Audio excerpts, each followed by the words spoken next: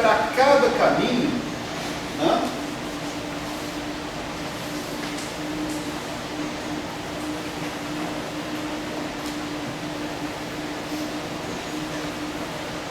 É isso aqui.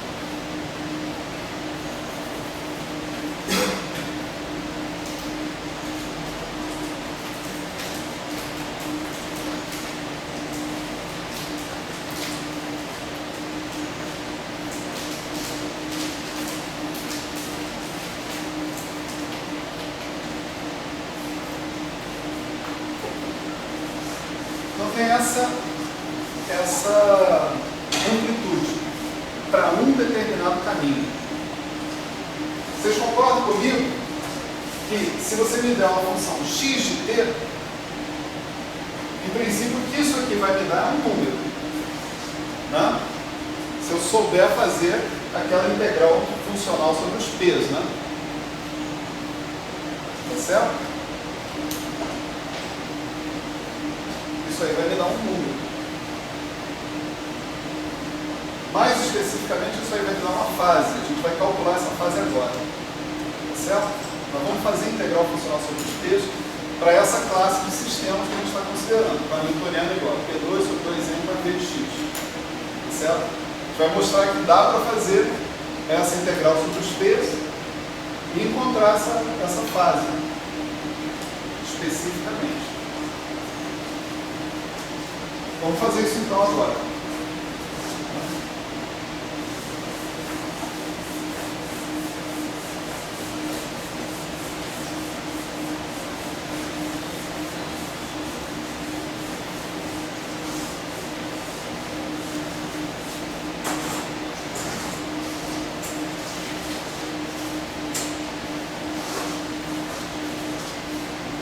Bom, o que vocês acham? Fazer essa integral funcional sobre os p's vai ser fácil ou difícil?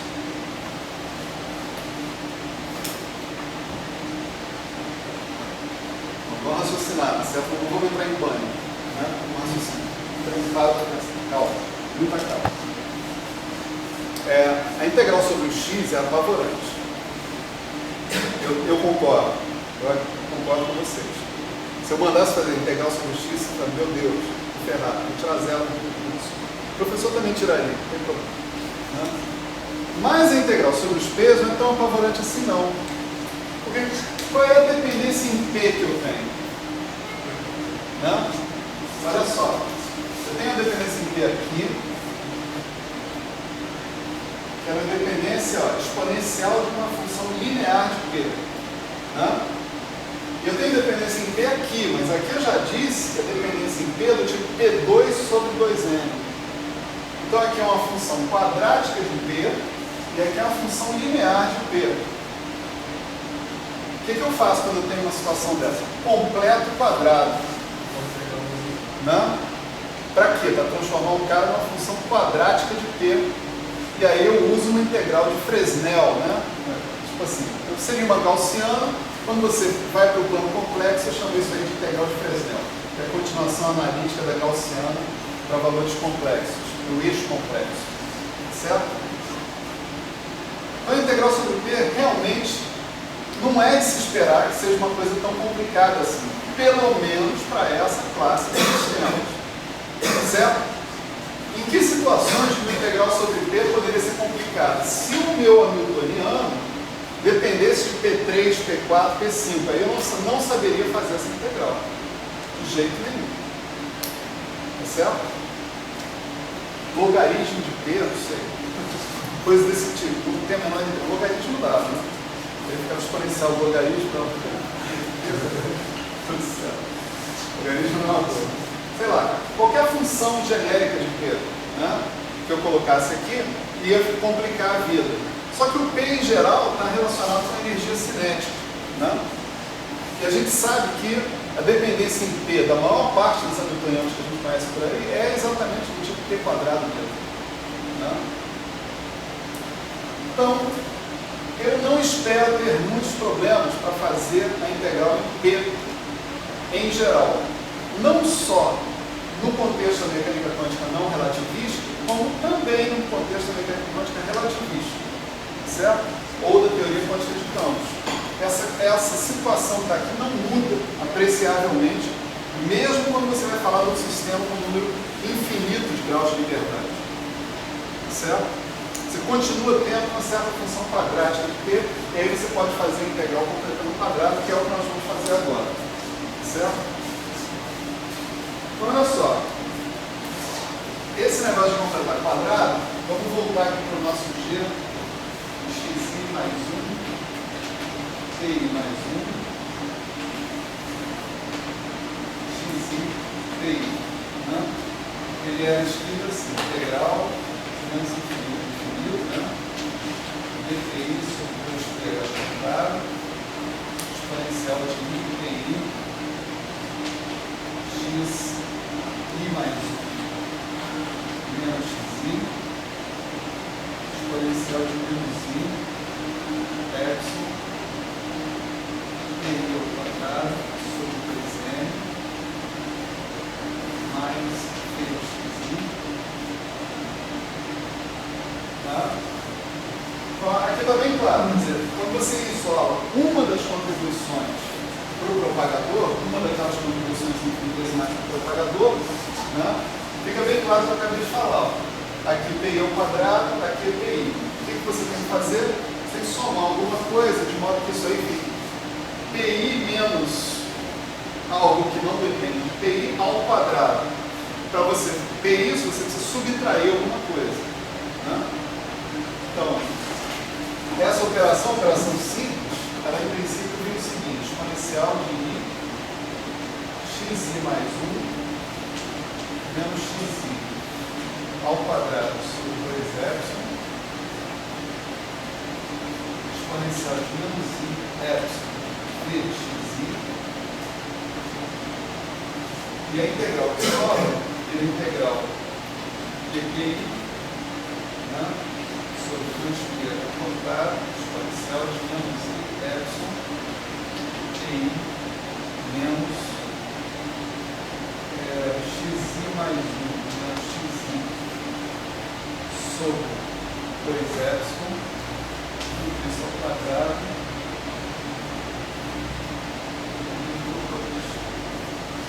vai ter um H cortado solto aí em algum lugar, não tem onde é que ele está. Aqui tem que ter H cortado. Então, provavelmente tem que ter H cortado também.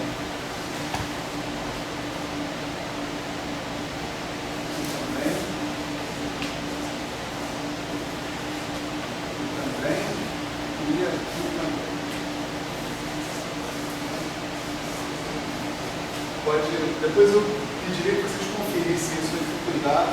Né? Eu estou corrigindo de olho aqui no rádio. Né?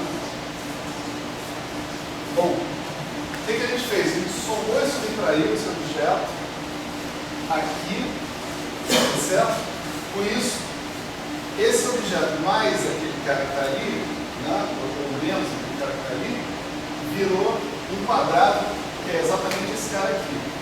E o que eu somei para compensar não depende de P, portanto eu posso tirar da integral em dp. Tá? Agora a integral em dp, olha só que interessante. Se não tivesse esse i aqui, né, seria uma gaussiana. Quanto dá o valor da gaussiana? Raiz de π sobre a, né, onde a é o cara que multiplica esse cara que está aqui. Então seria epsilon sobre 2 H cortado. Né? Quando a gente tem uma integral de o i aqui, essa integral só é rebatizada de integral de Fresnel. Né? E a regra para a gente lembrar o que está acontecendo é que o i passa para cá. Tá certo? O i faz parte do fator a. Então, é π, raiz de π sobre a, então vai aparecer aqui embaixo. É claro que esse negócio é mais complicado um pouquinho do que isso, né? Que eu estou falando. Mas não é o caso da gente aqui fazer curso sobre integrais de Fresnel, né? Nem nada. Então, estou dando essa informação para vocês de que essa integral é calculada desse jeito. É de maneira análoga, é a continuação analítica da gaussiana que a gente conhece. Tá certo? Então, o resultado dessa história aqui toda vai ser o seguinte. Você vê que tem 2πh cortado aqui embaixo, né? Dando aquele raiz de 2πh cortado, vai cortar com esse 2πh cortado e vai deixar uma raiz de 2πh cortado embaixo, né? Então o resultado aqui vai ser 1 sobre 2πh cortado em epsilon elevado a meio exponencial de I epsilon sobre h cortado x I mais 1 menos xi sobre epsilon no meio disso menos v de xi.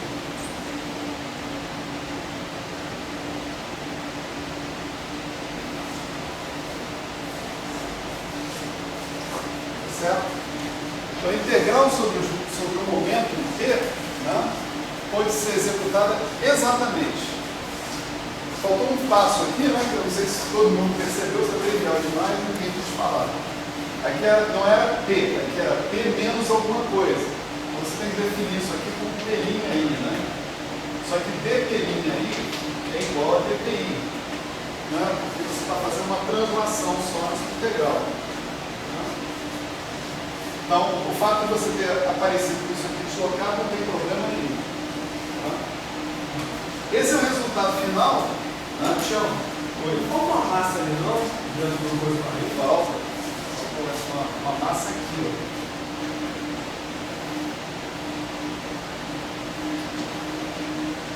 Não, ali também. Onde? O primeiro fator, o denominador. Não, ali embaixo. Na última linha. Antes. Antes dos 2 pinos, tem uma massa aqui. Antes dos 2 pinos, aqui você diz. Tem uma massa. Tem que ter. É porque o resultado do rádio foi de massa unitária também. N também é igual a 1. Desgraçado. Vamos ver onde é que tem que ter essa massa aqui. Peraí. Olha, a massa está aparecendo embaixo. Né? Sinal que vai terminar provavelmente em cima. Vamos tentar isso. Botar uma massa aqui em cima. Depois a gente corrige. Depois eu trago isso aí com todos os fatores direitinho. Então, o que a gente fez aqui, né, foi calcular esse fator que está aqui. Agora você pode voltar e jogar isso aqui de novo, mas agora sem essas integrais sobre os momentos. Tá certo? O que vai sobrar no final? Vai sobrar o limite quando n tende a infinito, produtório dxi, vezes aquele fator que está aparecendo aqui. A parte mais interessante desse fator é esse 1 sobre epsilon aqui. Esse daí que não podia fugir, né? Porque esse fator 1 sobre epsilon, depois a gente vai conseguir ver a importância dele para que a gente consiga calcular esse propagador em casos específicos de muito interesse, como por exemplo a partícula livre, oscilador harmônico, coisas desse tipo. Né? A gente vai precisar muito desse fator aí. Esse fator é um fator que ajuda a definir a medida funcional. Certo? Bom, fazendo a mesma coisa, colocando a culpa do cara toda aqui na medida, né? Quando você fez o limite quando ele tem infinito, eu estou fazendo uma medida funcional, né? Esse integrando que está aparecendo aí vai tender a 1 meio de mx ponto ao quadrado, faltou o quadrado aqui também, não preso. Tá certo? 1 meio de mx ponto ao quadrado, né? Menos v de x.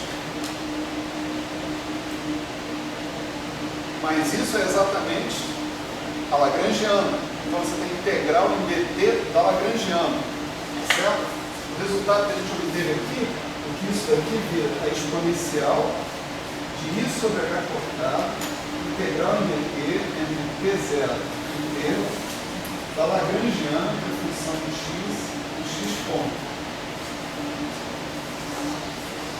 Ou, né, vou seguir aqui, né, exponencial de I sobre H cortado, S de x.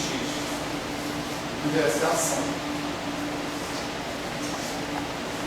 Agora, um bom momento, né, para a gente pegar o livro do Feynman e Gibbs. certo? Um excelente momento para falar a verdade. Né? Porque agora, se vocês pegarem o livro Final Hits, eu vou mandar por e-mail para todo mundo, tem na biblioteca, eu vou mandar por e-mail. Todas essas coisas que eu mando por e-mail, pelo amor de Deus, não imprimam. Tá certo? A ideia não é essa. Guarda lá, salva lá no canto do disco rígido, tá tudo certo, entendeu? Imprimir é só quando a gente vai fazer conta, né? Pô, eu preciso levar isso aqui para o banheiro, porque tem que ver, né? Então, aí você imprime, né? Mas se você simplesmente quer ter a sensação de posse sobre aquilo, basta ficar no disco rígido sem problema. Né? Isso é uma novidade, né? Bem-vinda nessa época. Mas enfim, vou mandar para vocês o Final Hits, vocês vão prometer para mim que vocês vão ler o Final Hits, capítulo 1. É um capítulo foda do Final Hits. Né? O que ele faz aí nesse capítulo 1? Ele propõe isso. Tá certo? Então esse daí é o ponto de partida do Final. Esse é o ponto de partida do Final. Entende? Para encontrar justamente a integral funcional. Então o Final ele faz caminho oposto ao caminho que a gente fez. Ele começa propondo que você tem que somar sobre as amplitudes correspondentes a todos os caminhos correspondentes a atingir, né, um ponto a partir do outro. Você sai de x0, chega em x1. Quais são todos os caminhos possíveis? Inclusive aqueles mais malucos, aqueles que não têm... não são diferenciáveis, não são suaves, sabe? São os caminhos que vão lá no infinito e voltam, não importa. Esse caminho também tem uma amplitude associada com ele, tá certo? Você tem que calcular essa amplitude, somar essa amplitude e a amplitude final, que você sair daqui e chegar aqui, é a soma dessas amplitudes. A probabilidade é o módulo ao quadrado desta soma, portanto, vai te dar os fatores de interferência correspondentes. Certo? Típicos da mecânica quântica. Então ele parte dessa ideia e ele vai andando, né? E no final ele mostra que a mecânica quântica, vista pelo menos na representação de Schrödinger, com a integral, com a equação de Schrödinger, sai disso. Certo? Ele tem que pôr a ação para terminar a equação de Schrödinger com a hamiltoniana. Aqui a gente fez o contrário. A gente começou com a hamiltoniana, é bem verdade, foi para uma classe de hamiltonianos restrita, né? Não cobre todas as hamiltonianas possíveis e imagináveis, mas cobre uma boa parte das hamiltonianas que a gente conhece. Né? E a gente chegou justamente na hipótese de Feynman. Na verdade, a gente deduziu. Certo? Lá ele faz o contrário. Ele propõe isso e deduz a mecânica quântica de Schrödinger. Certo? Isso é uma pista, claro que isso não é uma demonstração, mas é uma pista de que as duas formulações, né, desse problema são equivalentes. O que tem contra essa formulação, então? O que tem contra ela é que, matematicamente, tais integrais desse tipo não são bem definidas em geral. Muitos problemas de teoria de medidas associados com isso. Certo? Você não consegue definir uma medida sobre esse espaço de funções aí dessa maneira. Pelo menos de uma maneira que o matemático fique satisfeito. Calma. Tá certo? Bom, então, por enquanto é isso, né? E agora vamos partir da parte dura, né, da aula, que é discutir o horário das aulas de reposição. Pode desligar, desligar que a porrada